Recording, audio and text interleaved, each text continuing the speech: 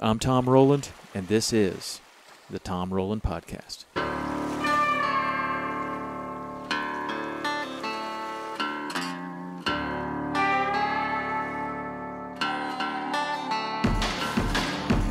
Hey, everybody. Welcome to the podcast today. My son introduced me to Instagrammer. He kept showing me his posts, and I was very impressed with his videos. They looked and felt different than anything that I had seen in the fishing world, and incredibly impressed. So I reached out to him, had him come down and actually shoot a little stuff with us on Saltwater Experience one time. We put it on social media, his little short film that he made us, and everybody liked it. We got a ton of likes and feedback off of that. And he doesn't just work for us. He is making films for all kinds of people. And what's interesting about it is this guy hasn't been doing it very long. Not only has he not been filming very long, but he hasn't even been fishing very long. And I'll tell you what, you wouldn't know it by looking at his stuff. It looks like a very polished, very cool product by someone who has a fisherman's eye.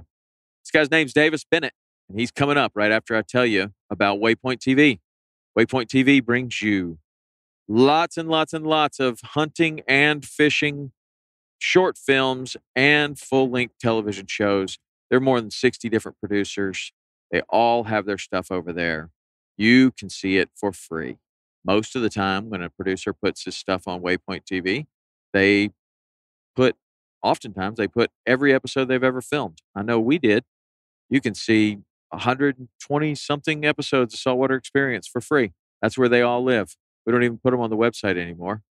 But there are links to all of them on the website. They take you straight to Waypoint TV. And our new website is up and running. It's been completely redesigned, and it's the hub of everything. So we've got all of the different links to Waypoint TV. And you can see any episode that you want for free by going to saltwaterexperience.com or waypointtv.com. But then on saltwaterexperience.com, that's the hub of everything. So we are producing all kinds of new stuff. I've got these podcasts. I don't even know what episode this is. This is like 16, 17. I don't know. We're getting close to 20. And I didn't know that it was going to go this smoothly. And I didn't know you guys were going to enjoy it so much. So thank you very much for all of your feedback. But you can go to saltwaterexperience.com, and it's like a hub on a wheel. You can see the podcasts. You can see the weekly shows. You can see all of our television shows from every one of our seasons. You can read articles that I'm writing. You can see pictures. Everything that we do is on saltwaterexperience.com. Links to all of our social platforms. So if you're interested in Saltwater Experience, go check that out. All right.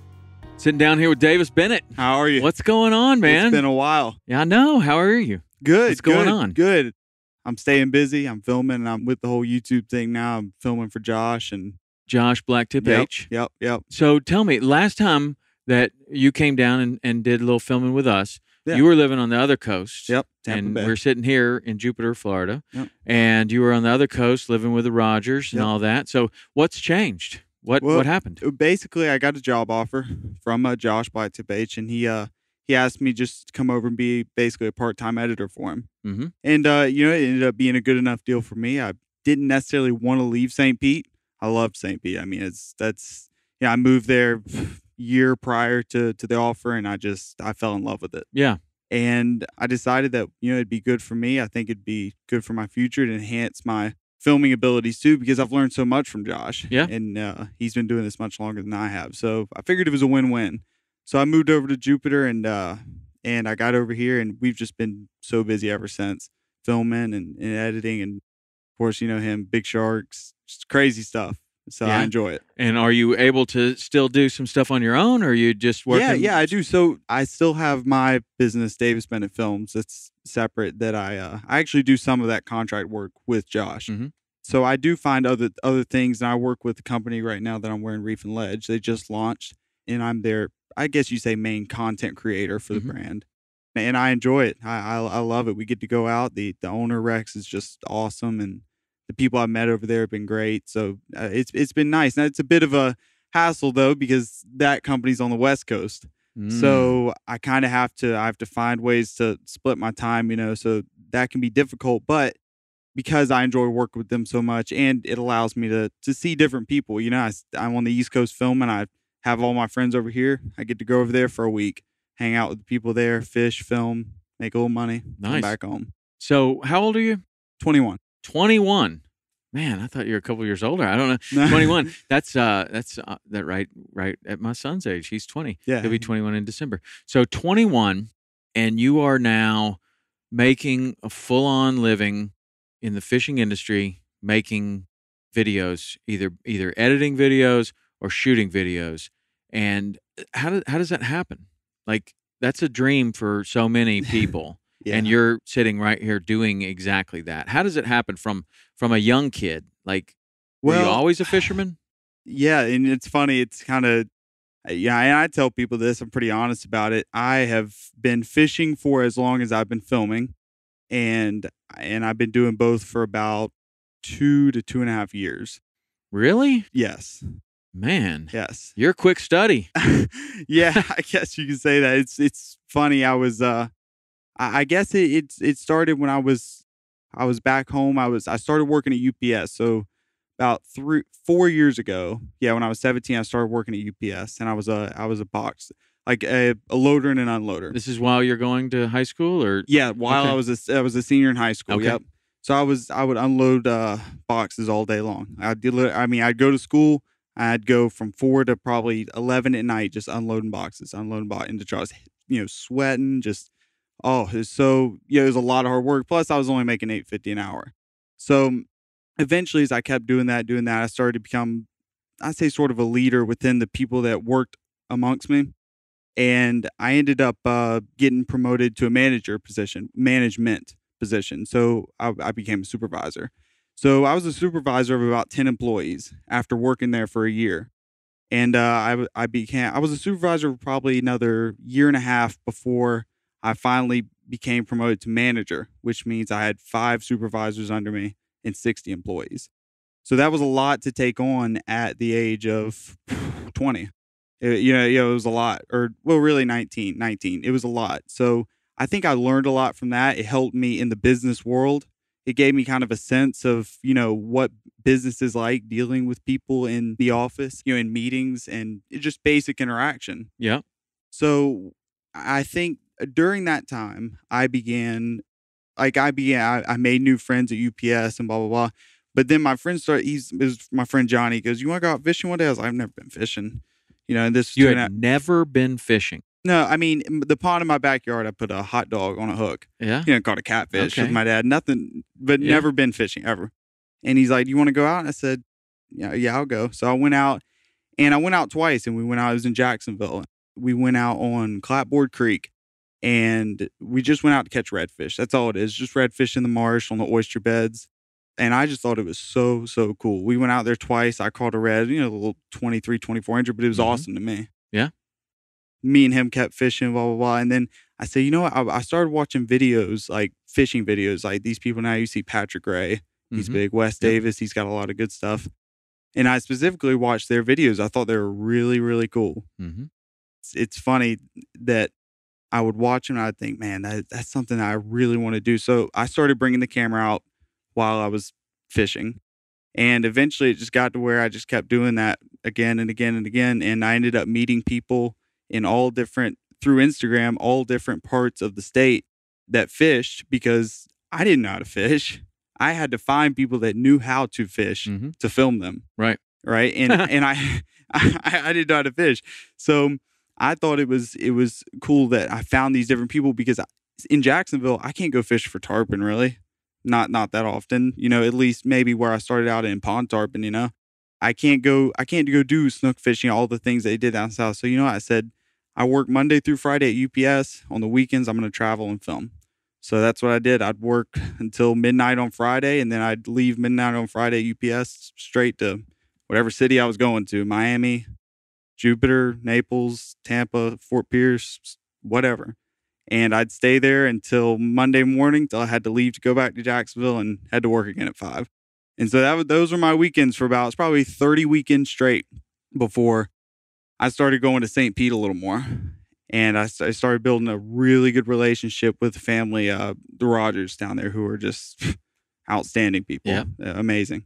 And I ended up getting really, really close with them, and we started, making a lot of videos together. It wasn't as much me going around with everybody. It was more like we started doing a lot of stuff together. And so we started doing all this, and then it started to get like, man, people are starting to, offer us money to do stuff like this, blah, blah. And I said, man, maybe I can just transfer, my college and go to USF and, move down here. And that's kind of what I did. And I ended up staying with the Rogers for probably almost a year. And while you were going to college? I did a couple college classes, and then I did it for probably a semester, and that's it.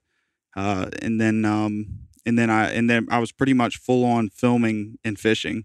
And then finally, after a year of St. Pete, the job offer with Josh came. Huh.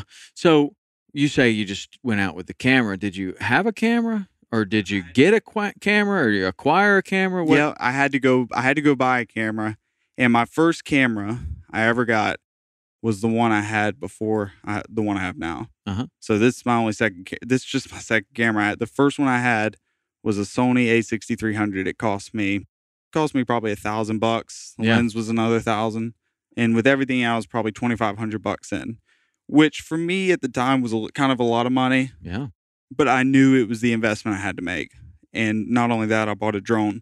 That Inspire, and so I was $5,000 into it, but I knew it was what I had to make. So I kind of put every penny I had into it then.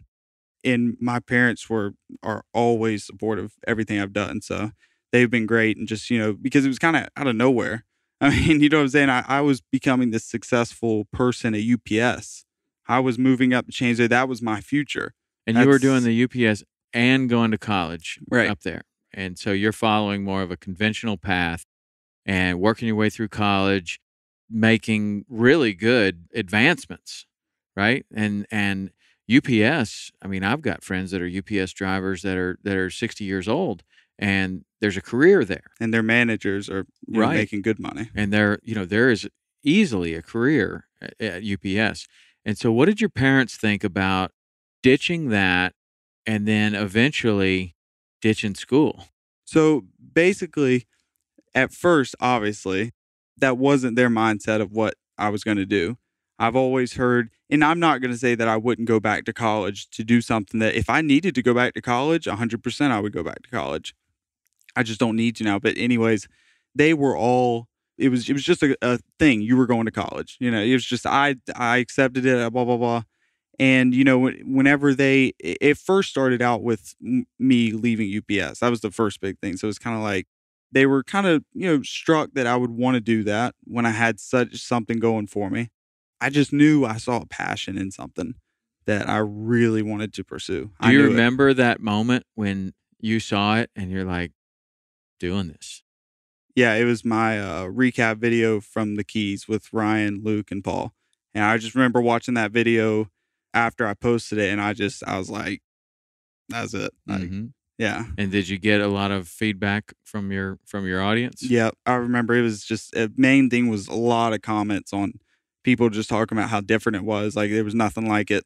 Then people were just saying like it was just a lot of people, honestly, there's a lot of people who don't like my stuff because I can be controversial, maybe some whatever I use for music and it's younger kids. It's not like, so it's a different style, whole different style. But I think the majority of people really did like it. So I kind of stuck with it. Yeah.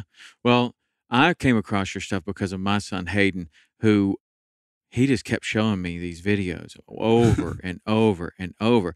So I'm looking at this and I'm like, man, this guy's really good. And I keep watching and eventually reach out to you and was quite surprised to hear that like you just started this.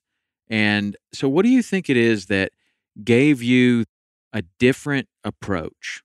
What do you think it was that gave you a different eye, a different perspective? Was it something from previous or that's just the way you saw it? Because what I see in your films is a different perspective. It's a different perspective. That's the only way I can describe it. And you capture it really well. And what you do is unique and different. But do you have any idea where that came from, or it just kind of comes out like that? Well, kind of saw it as a demand thing. So I know what people like and what they wanted. A lot of people like fishing, Mm-hmm. right? And that's the audience I wanted to appeal to. But a lot of people also like more sometimes modern songs or such, and that with kind of a twist on a lot of slow motion. I think that was another thing that I did was a lot of slow motion, which I look back, I'm like, man, I could have done this, done that better. But at the time, a lot of people liked it and it was new. So I think those were the things that made it different. Now, how I it came up with that, I guess it was just because I knew that those are the two things that I feel like if you brought together, it would really make for something that would keep an engaged audience. Mm-hmm. And are you getting influence from anywhere else, from outside of fishing, or For filming, yeah? what I said earlier was my biggest probably influencers were Wes Davis and Patrick Ray. Mm-hmm. But they're inside of fishing. Are Right. you getting in? Are you getting inspiration? Other types of videos or movies that you're watching, or do you like a particular director, or are you picking anything up from that? Or I guess I don't have a particular favorite on stuff like say movies that I watch that I try to get things from, but I do pick up. I feel like whenever I watch other people's work or anything else, really, I'm generally really good at picking out the stuff that I like and remembering it and being able to piece it together in my own production.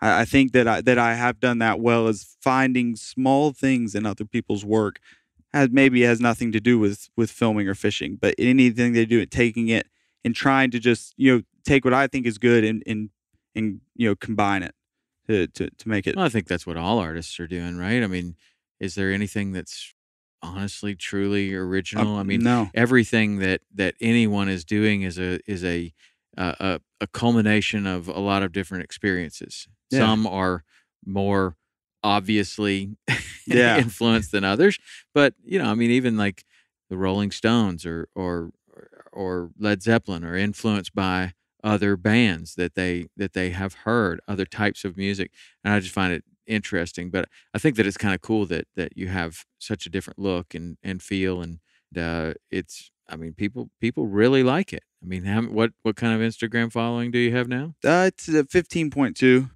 which isn't bad. It could be better, but I've worked. I've only been doing it for about 2 years on Instagram. Yeah. So That's pretty good. So what kind of stuff are you learning now? What now you've entered a different realm, and BlacktipH is an extremely well-known YouTube channel, produces a tremendous amount of content. So that's a interesting place for you to land. And so what kind of stuff are you learning now? well, I'm learning a lot of new things in the post production side, as well as the actual filming side. But the post production, Josh has really taught me a lot of things on timing and a lot of different things that makes mainly the episode flow. And so that's what I needed to work on because I came into this making what 1 minute trailers. That's all I made. I didn't make episodes. I that's all I made. So I kind of came in having to kind of relearn the way a story has to flow because now I'm creating a story. It's not a 1 minute trailer. So I did have to relearn in some sense. What I do apply, what I learned from was in the 1 minute trailer at the beginning of the episode. Generally, we do like a 30-second trailer. That's where I enjoy making those because it's what I've always been used to doing, what I built myself on. But outside of that, I've learned so much from him on creating story, getting certain shots, the technology behind on what we use, these big rigs like what we're filming on now. So I have learned a lot from him, and I think that also I bring a side of creativity that's different than what he has that we use to combine our thoughts, and I think that especially lately we've been coming out with some really really great content with our collaboration, and he's been a huge help for me. I can't thank him enough. And then and just everybody else here that like Paul's been awesome. He been letting me stay with him until I get my apartment here. We've just been Paul so busy. Paul Paul Cafaro. Paul Cafaro. Yep. And he's been great, and just everybody has been just awesome to me. Honestly, throughout this whole journey. Yeah. Well, it's you're a good hand. I mean, right? Yeah. I could press record. So. Well, there's a little more to it than that, I think. But what about this vagabond lifestyle that you're living? Are you settling into that? Because I mean, you're all over the place, man. I am. Yeah, it went from commutes to UPS every weekday at 5 to commutes to the airport. Or just driving. From the east to the west coast is just constant. But like I said earlier, I don't mind it. I've adapted to it because number one, that's part of the discipline I have to have if I want to continue, this kind of dream I've got going, and it's not all a dream. Trust me, it can get stressful sometimes, but I just think back, I was making good money at UPS, and I had this great thing going, but guess what? I didn't thoroughly enjoy it. I enjoyed managing people. I actually do enjoy that. I like getting people to want to work for me, but I did not like the clientele and the atmosphere I worked in. So, in order to pursue what I'm doing continually, I know I have to travel. But I love it because I get to go see different people. When I travel on my own for my own business, I go to the West Coast and I get to not only I go there for a day, I shoot what I have to for that company, and then I'll stay there for 3 more days and just fish with people up and down the coast that are all my friends that all love to see me. Mm-hmm. They're like, hey, come over, blah blah blah, and everybody I've met that's either let me stay to their house while I'm was working at UPS, or their moms are feeding me or whatever it may be. Just they're all great people, but the traveling, I have adapted. I've had to. But what about the girlfriend situation? I don't have time for one right now. I'm sorry. I just, man, I can't imagine trying to juggle that too. Yeah, well, I don't know that you can. I mean, just being she gone. wouldn't like me. I'd be gone too much. Yeah, I think she'd get tired of that. So maybe when I settle in. So what does it look like? I mean, you reference it. You're like this dream that you have. I mean, what is the dream? Where are you taking this? I would love to own my own production company. I would love to have people that go out, and I would love to bring in the business and through that, have people to hire to just go out and do the work, and have editors and me oversee it and just make sure that whatever's going on has my twist and approval and creativity in it. Mm-hmm. So that's really what I want. I really want people, or I really would love people working for me and to just, own my own production company. And I honestly don't think it's too far out. I don't think it's too far out. And you prefer that as the hands-on to the hands-on. Yeah, I would love to just train somebody to do how I do out on the filming side. The editing side is different. Sometimes you can't really train that. Sometimes it's just in you. It's creativity. Filming sometimes, especially a show, other than B-roll, is pretty generic. So I think that if I could train somebody to be able to do stuff kind of like me on the filming side and me overseeing as a manager, I think that would be cool, because it would also combine my skills that I got from UPS in a management position to my love of filming. Mm-hmm. So I think. And do you see that in your experience so far that type of product is in demand in the fishing, hunting, outdoor industry? Yeah, I've found that it is in demand for the fishing, hunting, outdoors industry. It is pretty big right now. Honestly, the economy's doing good now, so a lot of businesses are looking for content creation.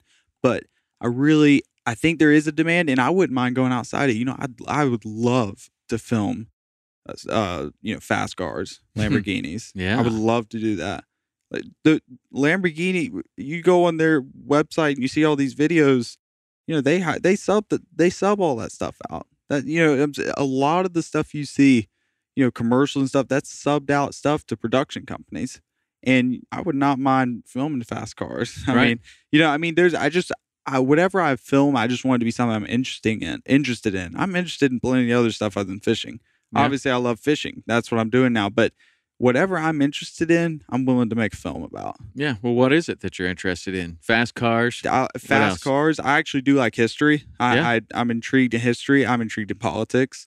I think I'm not heavily in politics. I don't like today's politics as much, but I do think it's You could interesting. make a comedy. No, well, yes, no. Honestly, there's a show right now on Showtime. It's called The Circus, the greatest political show on earth, and it's really good. It's funny. I was watching it, and it was cool because something that I think is interesting, like the election. They were combining that with this new modern twist of filming. It was really good. They filmed a lot of 240 frames per second shots, just good B-roll, really well filmed. And that's, again, they're just combining those two things. I thought was really interesting. I'm like, man, that would be a gig I would love to pick up. Yeah. Well, you can. I think that you think that it's possible to get into that exactly like you have done here?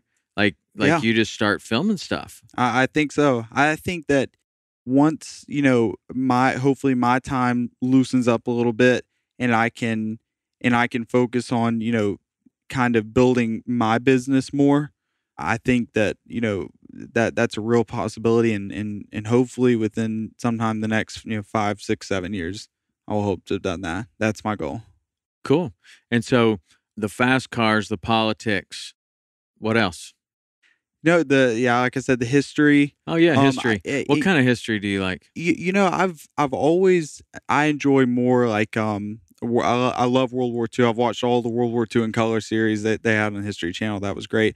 I like learning about less about eras and more about specific people. I think that I used to read, or I was a kid, I would read all the childhood books on all these famous presidents. I think I went through the list. Not that I was a big reader at all. I'm not trying to act like that, but I did read those. They had huge fonts. So, but I would read that and I thought it was just interesting some of the stuff about like Abe Lincoln, about how whenever he would send letters to the government of the state whenever he was younger to try to get into politics, or just the history of George Washington, or just anything. Yeah, I thought it was really interesting. Or I think that would be a cool thing to make a documentary about, reenact a documentary, about something or a specific event in history. Or, I really would want to see like a really cool film on D-Day, like a really cool, just, I don't know. I don't remember the last one that came out, but I think it was a while ago, Mm-hmm. And it was, I think it was filmed all right, but I just think doing that would be so cool to be able to direct a production like that. Yeah. What would be cool is create any sort of history pieces targeted to people of your age, so that if you did it in a really cool way, in the same type of style that you have, and you're telling a story that maybe utilizes a little more modern music and utilizes your film style, and you're telling this story and getting people interested in the history that's around them, like Florida history. Florida history is amazing. I mean, there's so much history right here where you are. And if you could do that in a way that you could get anyone at all excited about history, more so than sitting in a classroom and being bored to tears. Yeah. There could be a market there. There could. That's you're right, and I think that also applies with other things. It's whenever you take these younger people's interests in like my generation, and you combine it with almost anything, you can create some a story or content that people will enjoy. I would actually I would love to just go down just somewhere that's just sick, like with a lot of wildlife and just a cool scenic place, and just film what's going on in that place. Like, you're not filming people doing anything. You're just filming like just the habitat around you, but make it cool. Yeah. Like, find a way, like whether it be speed ramps to a song with the bird, shaking off its feathers, or, tree, just, certain things, certain drone shots that just make it look cool, that make something that's not generally that interesting, intriguing on a phone screen for 1 minute. I think that's so cool. I think you can do it with anything. I used to challenge myself to do stuff like that. I give my And whenever I first started, I gave my brother a pen. I told him to say, go. I said, take this pen, go to the mailbox, put it in, and walk back inside. I'm going to video you. And my goal to me was to make the coolest video I could of him doing such a simple task. And it worked. And I'd make these cool things and, I'd put it to a cool song and people actually, they thought it was funny, but it was well produced. And it was, I achieved my goal of doing that and said, well, if I can do it with this, I can do it with a tarpon jump. Sure. Or anything, right? Yeah. Well, that's cool. You seem to have a good, intense work ethic. I mean, from being a high school student to working at UPS while you're going to high school and then doing that in college. And now, I mean, I know the kind of hours that you're working now, right? Millennials are I'm constantly being told that millennials have no work ethic, that millennials have, and I have one. I don't know if you even call yourself a millennial. Isn't it something else now? No, I think I am, but I don't really know. I consider that something else. I don't really know. Well, the next, whatever the next thing is. So my son's kind of there at the same age, and Hayden's coming up after that, and my daughter. So I'm quite interested in this, and I also have plenty of people that want jobs at times. Some have an amazing work ethic, and they will go all day long. Some, it is horrendous. So where do you think that is right now with people your age? How do you end up with such a good work ethic? I think that, it's funny you say it because sometimes I feel like that I need to get better at that, but I think it's not. I think my work ethic is good. It's sometimes I don't prioritize correctly on, different stuff, but I think my work ethic is better because of what I learned at UPS, because that was such a difficult process to go and work there, starting off 6 hours a day, Monday through Friday, and just open up this truck that's been sitting in the sun all day with nothing in it, and a microwave just comes out at you, and you're just like, man, here it goes, another day in paradise. Walk in, pull in the rollers, and here comes the boxes, and you will get piled with them. It was tough there. So I think that the physical work there, then immediately when I became a manager, turned into way less physical work and way more mental work, managing, positioning, and being able to make split-second decisions. So I think that's what helped the business side of me. So I think that really I do contribute mainly my parents, but on the other side, UPS, to some of my success, because it really did teach me that hard physical work ethic, just the nonstop go, go, go. And it also, taught me how to be a manager and how to get people to want to work for you. Well, that's interesting too, because you are a manager at 19, you said? And how old are the people that you're managing? Yeah, that's a common question. So it was between, usually the people that would be employed under me would be either high school football players, usually, who wanted to work a part-time job after school, or usually, older people from 25 to 40. So how do you manage a 40-year-old at 19? They have to like you, and they have to know that you have their best interests in their mind, in your mind. How can a 19-year-old possibly have a 40-year-old's best interest? You got to lead. Whenever someone needs your help, you got to be there. You can't let people lose your trust.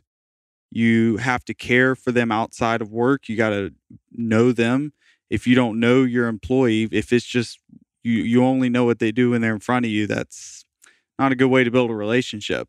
You got to reward them for their work, and honestly, I everything I'm telling you now, I just learned from a book that I read before I went in, was Dale Carnegie, How to Win Friends and Influence People. That's an amazing book. Yeah, I'm already reading it again. I just started a couple days ago for the second time because I need to refresh all that stuff, because it honestly is so good. And as long ago as it was written, it's still an amazing book. I mean, it is So you just read that book just recently? No, for the first time? I meant before I went into UPS. Okay. I read that book before I started UPS, and I remember specifically one of the quotes in that book was talking about going to interviews, and it said, never go to a man's office for an interview if you don't know anything about that man. Yeah, never do a podcast if you don't know anything about the person. Yeah, don't do it. So that's exactly what I thought. So I worked my way in there, and then, but that book really helped me a lot. It was that book is so interesting and filled with good information. How do you come across that book at 19 years old? My dad's a big, my dad always throws me books. Nice. You read this book, read that book. And honestly, I really did. I always try to read the books he gives me because they're always good books. At what point do you start trying to read the books that he gives you? Because I give my sons a lot of books too. And, they go to an extremely challenging high school. Yeah. I mean, there's not a lot of time. Yeah. But at the same time, it's kind of like, this is a book Dad gave me. I know. I don't know. But then Turner now, he's read a couple of them that I gave him, and he's like, oh. Yeah. Like I gave him Secrets of the Millionaire Mind. He was calling me. He was asking me. He was like, I'm gonna make a little bit more money this year. I don't know what to do with it. Thinking about investing it. Man, that is really good foresight. You really need to think about that. That is excellent. That you're even considering that saving money, right? So here's a book that I think you ought to read, Secrets of the Millionaire Mind. And if you hadn't read that, you should. And it's just a fantastic book. It's about this thick. Yeah. Take you'll get through it in 2 days, no problem. Really? Probably one. And it's a mindset, and it is a discipline of what to do with your money and how much you should be saving and how much you should be saving in different buckets that you can allot to different things. This one is, retirement. This one is education, so you can buy more books. This one is a fun day. Everybody needs a vacation at some point. You need to have some money set aside for that. And he kind of lays it out to where, it's like, okay, here's my paycheck. A little bit goes here, a little bit goes here, a little bit goes here, and a lot goes over here. And of course, you need to be paying your bills and all of that stuff too. But I read that book at probably 27, 26 maybe, and it really, really made a big difference for me because I didn't know about money. I didn't know anything about how to handle money. Yeah. And my dad had probably told me a lot about how to handle money, but I was not ready for that information at the time, right? Yeah. Like I just was, that's just Dad saying whatever, and I'm not old enough for that. So not paying any attention to it. And then all of a sudden reality and life hits you right in the face. You're like, well, I don't know what to do now. So I remember my dad coming down, and I had been working every single day in Key West. Back then, we didn't take credit cards because it wasn't like today where you can do this, swipe it on your phone and all that stuff. I didn't take credit cards, so I either took check or cash, or sometimes traveler's checks. People would come down and they'd just pay you in cash.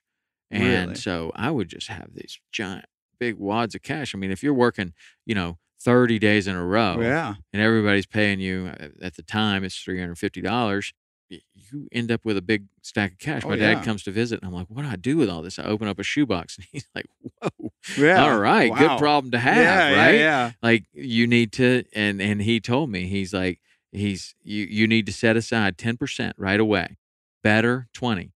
Like, set aside 20% of whatever you're making always, every single month, and put that away.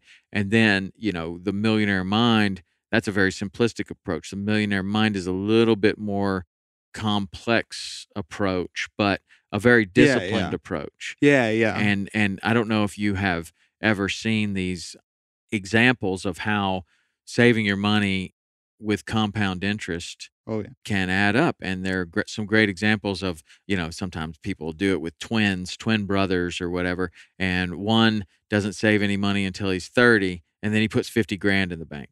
The other guy just puts a little bit away every single month, from when he's 20, right? And then the guy puts 50 grand in the bank, and then, 10 years later, he puts another 50 grand in the bank. And then 10 years later, he puts another 50 grand in the bank. And it shows that they both have put 150 grand away.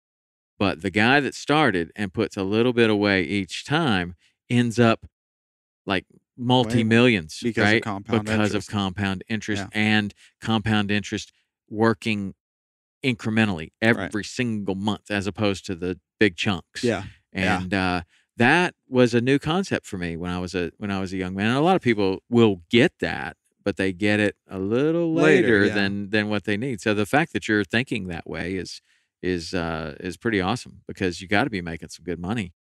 Yeah. It's funny. I'm starting to get, buying the stuff that I want to buy. Obviously the next thing is I can't wait to, get my apartment, which it's been really cool. The timing is awesome on everything, because the short time that I've stayed with Paul before I'm getting my apartment here, I've watched him literally build that pond from nothing to this. So awesome tell us thing. about his channel. What's his channel?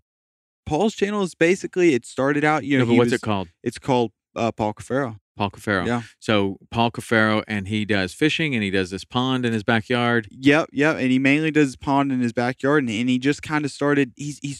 Paul did the same thing I did. He just did something that he loved. Ever since he was the first one to have, kind of a pond with these exotic fish and feeding them. That was kind of his thing. Yeah.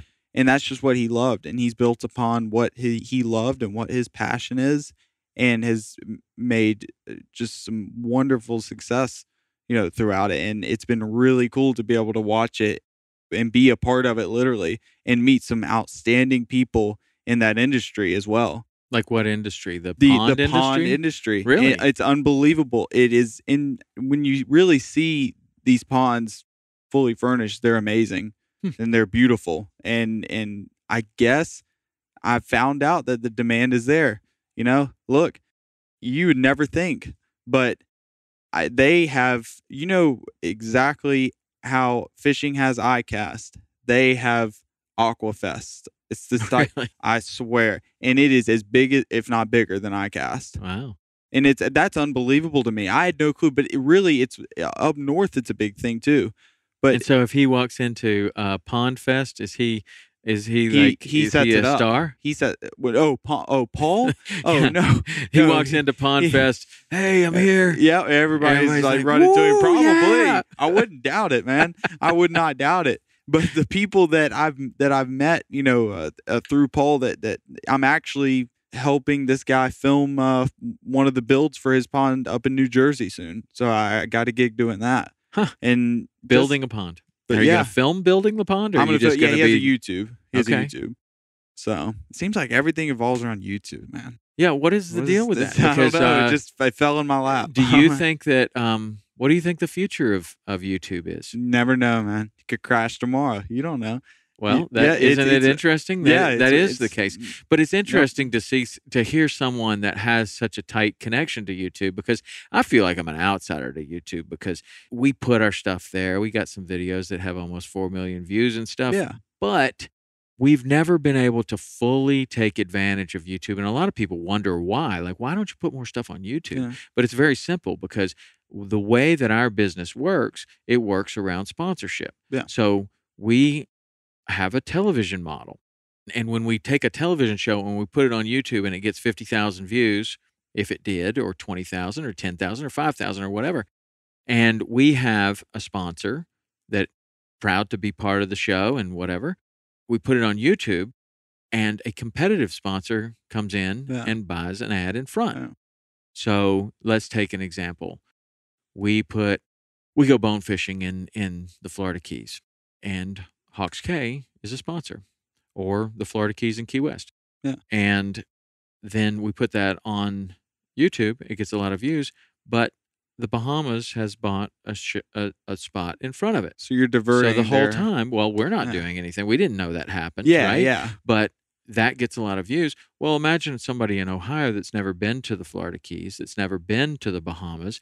They just know that it's clear water. It looks good. Oh, there's the Bahamas. Click there. Book the trip. I'm going to the Bahamas, right? Well, that's not the purpose of what we're trying to do. Right. So that doesn't go over well. So we turned off all the ads on YouTube, and it didn't really make sense. So we never really focused on that, like what you're doing with BlacktipH. Like that's a whole different model. Like he is making his living on views and more and more and more content, Yeah. which we're just in a different model. So Yeah, yeah. I kind of feel like a little bit of an outsider to YouTube and don't feel like I have the inside connection and know, but it's interesting that you are living and breathing in YouTube and you're saying, who knows, man, it could crash tomorrow. Because Like, that's honestly it's the reality. I mean, you could beat around the bush all day, but right now I love working around and with YouTubers and living with one as of right now, and I enjoy it. It's done a lot of good for me, the people I work for, the people I work with, and if something happens, I'm good. yeah.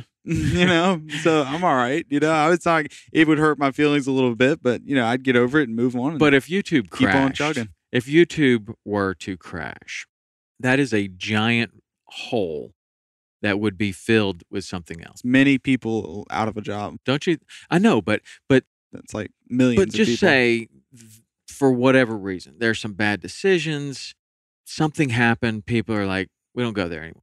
Another platform is coming in. Right. I mean, that's too many 100%. people that like to like to watch stuff. Another platform might come in on top of YouTube. Right. Well, that's happened. In my lifetime of watching social media, which is probably a little long. I mean, you probably don't even remember MySpace, but there was something called MySpace, and it was as big as YouTube. Like it was big, and dude, it just one day there was no more MySpace, and I don't know what happened, but it was huge, and then no more. Yeah, it just and dropped then off. next thing you know, Facebook, boom. Yeah. And then next thing you know, Instagram, boom. And then the next thing you know, Snapchat, boom. Yeah. And then the next thing you know, all the while YouTube has been, staying strong and consistent. But I don't see that there's any possibility that YouTube could possibly crash, but you never know. I mean, No, you don't. I mean, look, all the stock I own in the mutual funds might crash too. Yeah, could. I could crash driving on the way home. I don't know. You're right. It is true. That's it. There's always that possibility. Do I think about it? No. Do I care? Not really. But I guess it's because I enjoy doing it. So, Where do you think the future of social media is going? It's either going way up or way down. I don't know. That's interesting. Yeah, perspective. it's either going way up or way down. So we'll see. Way up, possibility. You mean there's a possibility that people could spend more time on social media? Oh yeah, there might be a possibility because it seems as though everyone is spending all of their time on social media, which is something goes up too fast, it falls pretty quick too. Yeah. So I don't know. It could. I think it maybe people get tired of it. Gradually as what the years. About people your age? Do you see that ever? Yeah, it's like this. I don't think there's any. I feel like people are pretty consistent. They watch a little bit of YouTube here and there. They go on Instagram every day, and I don't know how we could get any more into it, engulfed in it than we already are.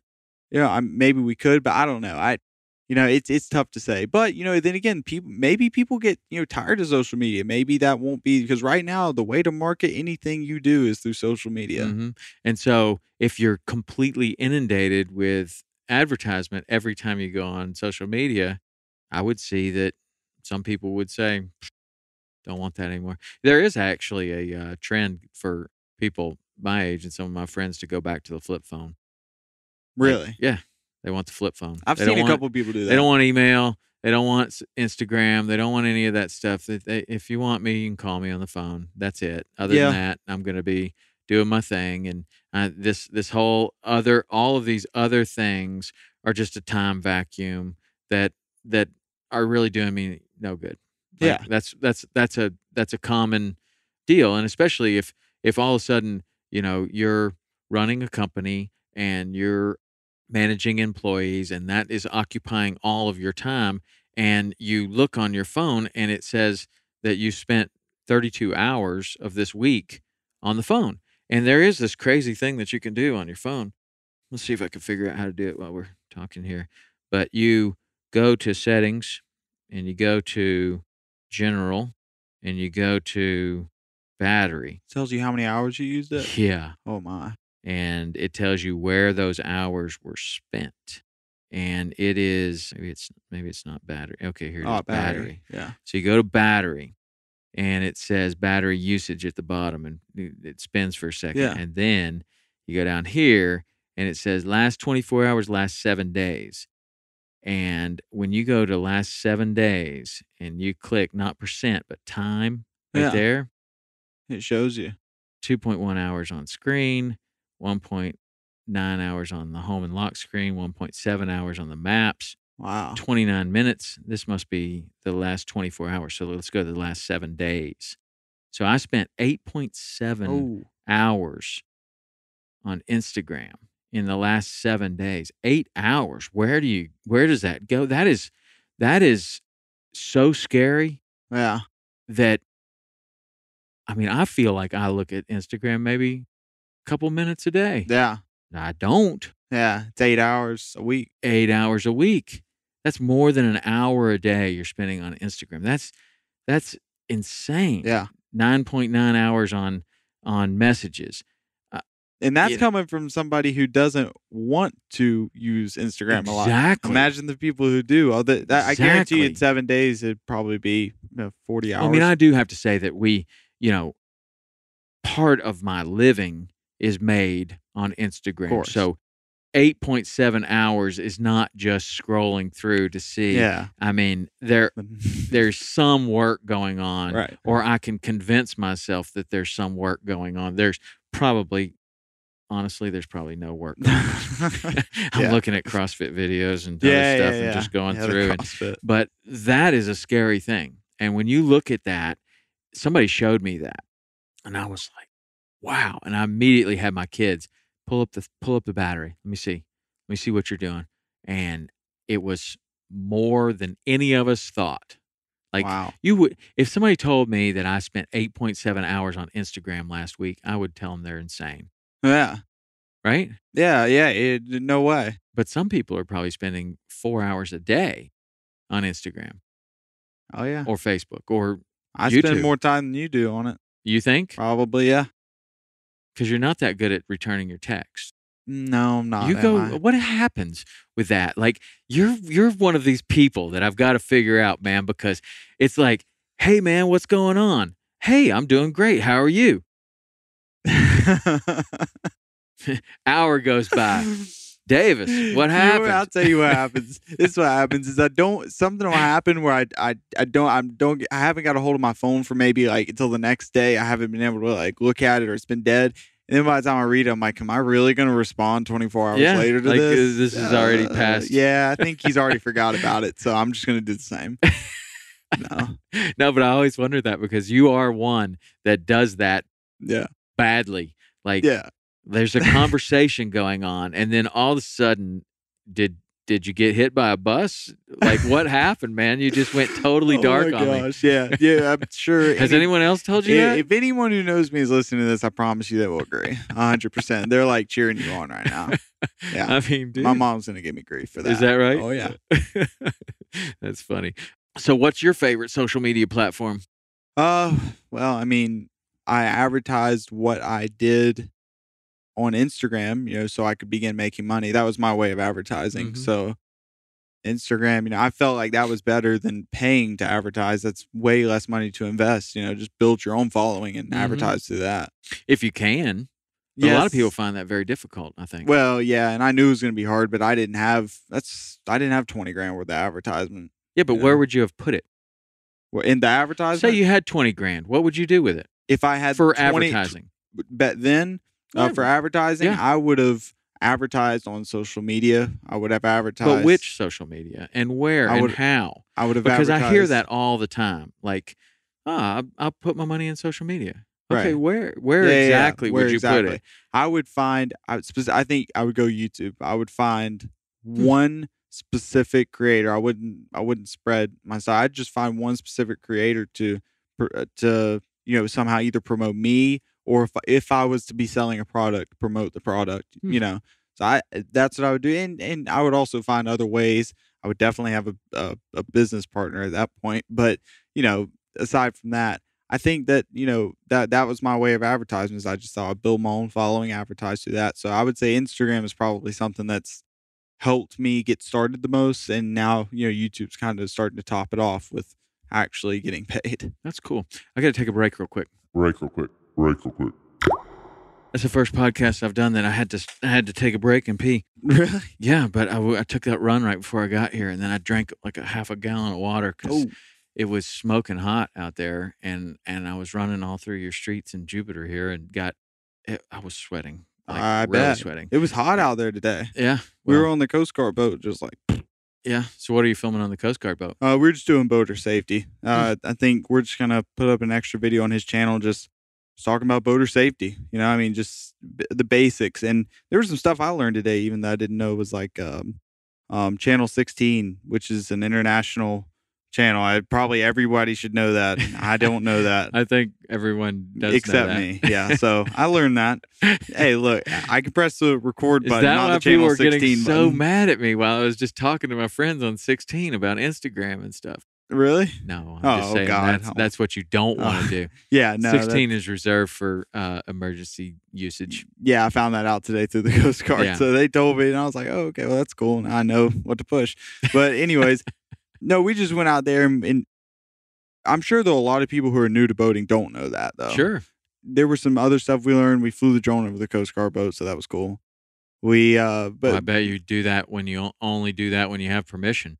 Yeah, probably. Whoa. Because I guess if you didn't have permission, that wouldn't be too cool. That baby would be coming down. Yeah, They probably. would- I guarantee it. Yeah, so it was cool. It was really neat. Just to kind of just see that and be on it and meet the people.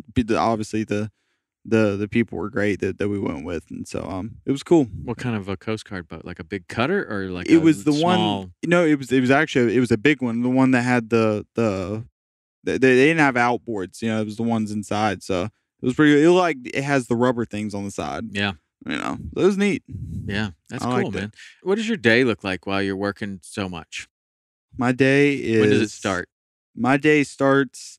It's funny. I don't have. It's kind of a bad thing. I don't have much of a routine because my day can vary all the time. If Josh wants me to film for him, he is like an early riser. So he is like. He usually wants me here at like 5:36. I mean, I've gotten here 3:30 before because we had to leave to go somewhere. Some days I get up really early and we have a long film day. Those are the days where you just get home and you just crash. Other days, I wake up and I usually get here to edit around, maybe 7. I'll edit till I'll edit his stuff, so probably around 3 or 4 in the afternoon. Then I'll go home and I'll edit my stuff for my business, probably until about 7 or 8. And then I usually stay up till about, till as late as I can, according to when I'm going to get up the next morning. And that's kind of my thing. It's just film edit. Film edit. Yeah, I mean, that's it. And Well, that's travel, of exactly what course. you wanted to do, though, right? That's exactly. So I can't complain. So you're living exactly the way that you want to live. Pretty much. Just once I get that apartment, it'll just top it off. So as soon as I get time, it's so funny. What, you're tired of living in your truck and on people's couches? Yeah, no, it definitely will feel nice to get my own apartment. It's just funny because it's like you're bouncing from place to place. It's like I was literally in the process of getting an apartment in St. Pete before I left for Jupiter. I remember that. I was in that process, and then this came along. So now I moved over here, and you never want to jump into something right whenever. So I decided, well, I'll come over. I'll start working. Now it's built up to where I know we've got a good relationship, and there's long-term goals there. So now it's time for me to get that. So that'll be nice. It'll be something. Do you like Jupiter as much as St. Pete? Oh no, not as much as St. Pete. So what about St. Pete? Is it that's so just nice? I don't really know St. Pete. Yeah, so that's basically where. Right, so when all my friends I've ever had growing up were in Jacksonville, I was like, I knew everybody there. It's my hometown, just 20 years there. And then all of a sudden, I just kind of moved down here for this new job. I didn't have a job after I left UPS and came to St. Pete. And I was kind of just living off what I had made, at UPS. And I came down there, and I was just and I met so many great people through the Rogers. Of course, Noah, Jake, Rogers, and then Matt and Chrissy. It just they kind of just took me in and said, hey, look, as long as you're here until you want to get a place, you can stay with us till you figure out what you want to do. Nice. And they were just awesome about it. They couldn't be any better. And my parents were so supportive. about me coming, and they love Matt and Chrissy. You know, they're so cool with them. And so, and then and Jake and Noah are like my brothers. They're awesome. And so we just fished and filmed a lot, and we just started making a bunch of stuff. And I guess I just met so many good people through Matt and also Jake and Noah that, you know, it just kind of it started to become like a second home. Like I was just getting started, like adapted to everything going there. And not to mention, side of the people, the fishing is awesome. I love the fishing in the Bay. It's so diverse. You know, any time of the year, there's something you can go do. It's really cool. You know, even if it's in the winter, you know, those inshore gags that get on the docks. So cool. You know, so, you know, just it's stuff that, you know, is different. And I really do like the Bay. And it seemed big when I first moved there. And as I stayed there and it's starting to become smaller, you feel like you know everywhere. And then it's like, boom, Jupiter. You know, so it was a little tough. You know, I didn't really, but I don't have as many friends like I did in St. Pete. You know, people I go hang out with in Jupiter. It's just kind of when I'm here, it's just business pretty much. I'm just here to work, you know. So when I get to go travel to like the West Coast or up to Jacksonville or Naples, Miami, wherever, you know, it is a little bit of, you know, kind of a break, because I get to see my friends, you know, the people that I'm cool with. So it's cool. You know, I kind of get a break between friends and work too. Yeah. Doesn't hurt. Awesome, man. Well, you're living the vagabond lifestyle a little bit, but you'll start settling in, and I'm sure that the friends are coming, because you're a good hand, and you got Paul here though, right? Oh yeah. I got Paul and Ryan, and it's funny because, you know, Ryan, I've been having him come out and help me. Ryan is Izquierdo. Yeah, Izquierdo. Yeah, making Izquierdo. I forget sometimes. Making content for this shirt brand, and he's been helping me do that. So that's been awesome, because I can't do all that on my own. Again, I have to have someone fishing for me to film. You know, it's a little bit different. You know, a lot of people, you know, just have them and their camera. Can't do that. Yeah. So you know, he's been helping me with that. And then Paul, obviously, we do all kinds of stuff. But, you know, I just remember St. Pete, you know, I just haven't had time to, you know, go out and meet people. You know what I'm saying? St. Pete, I could go out with my friends, you know, Friday nights. I had friends at USF, you know, we were all cool. I just haven't built that yet here. But I don't know if I kind of like it, you know, just kind of low key. Just I've got Ryan, you know, Josh, and Paul, and just some people. That way when I'm here, you know, I'm more capable of getting work done. You're working. Yeah. And then when I go back home, it's almost a break. I get to see a lot of people. But I got to get back to Jacksonville soon anyways to see my parents. I haven't seen them in so long. Yeah, my mom's missing me. Is she? Oh yeah. Well, everybody needs some of Mama's good cooking. Oh yeah, that's what I miss the most. Oh yeah. Well, Hayden was about to take off to a school far away, and he decided to stay a little closer to home, which both my wife and I are happy about. Although I want to see him to go wherever he wants to go, but he'll be within 2 hours. Oh, that's not bad. No, it'll be good. But listen, man, I wish you all the best, and thank you. I'm a big fan. Thank you. Of your work. Thank you so much. I look forward to seeing it mature and progress, and see where you take it. Thank you so much, man. It's been great being on the show, and I love all the interviews you're doing. I can't wait to watch more, and the ones you've done today. Got a good thing going here. All right. Well, I appreciate it. Tell everybody how they can find you and where they can see. Yeah. So a lot of my work is on my Instagram, Davis_Bennett_ DAVISBENNETT. Then you'll also see on Josh's channel on YouTube, BlacktipH. You can almost all of his videos are filmed by me and edited by me and Josh. We both kind of are working the editing process. So you can check it out on YouTube at BlacktipH, or my Instagram, and see most of my work. All right. Thank you, Tom. Good job, Davis. Thank you, sir. I appreciate it, man. Thank you. We'll see you. Yep. Hey, everybody. Thank you so much for listening to the show. I hope you got something out of that. Got just a little bit of news. We have started a weekly show that is designed to be up-to-the-minute videos of what's happening this week, mostly in the Florida Keys, but also in other places that we fish as well. We'll be putting that out every week, and the best way to find that is to subscribe to the YouTube channel, YouTube/Saltwater Experience. Search Saltwater Experience on YouTube, subscribe to that channel, and you will get updates of when a new video is published. I've also figured out how to put the podcast on YouTube, finally, A lot of people like to put that window behind other things they're working on and listen to the podcast while they are working. So we now have that for you. And there is a playlist called Podcast. There's a playlist called Weekly Show. You can go and see all the new videos that we're putting up there. Started a new email address specifically for this show, and that is podcast@saltwaterexperience.com. podcast@saltwaterexperience.com. Those emails come directly to me. I'll see every single one of them. So if you have comments, suggestions, ways we can make the show better, and particularly if you have suggestions of someone you would like to see me sit down with in the hunting world, in the fishing world, in the outdoor sports world, or just a motivation, inspirational character, or someone that can teach us all something, I'm very interested in your suggestions. So that's podcast@saltwaterexperience.com. You can get the podcast on iTunes, Stitcher, Spotify, SoundCloud, and we're also publishing it on the blog.